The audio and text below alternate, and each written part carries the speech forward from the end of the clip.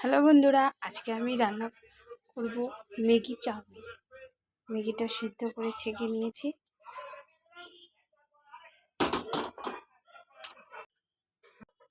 এবার আমি ডিমটা ফাটিয়ে ভেজে নেব চাউমিন।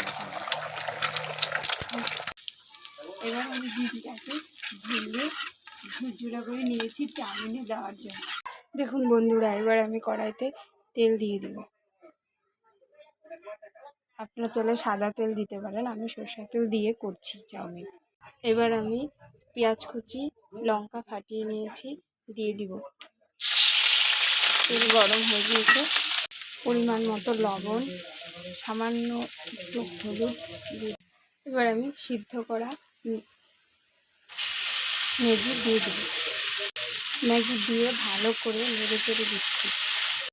এবার আমি ম্যাগি মশলা দিয়ে দিব এখানে।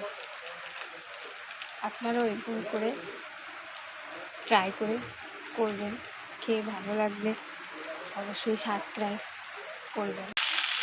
এবার আমার চাউমিন যখন হয়ে গেছে, এবার আমি এটাকে প্লেটে নামিয়ে নেব। এবার আমি চাউমিনের ডিমটা ছড়িয়ে দিই।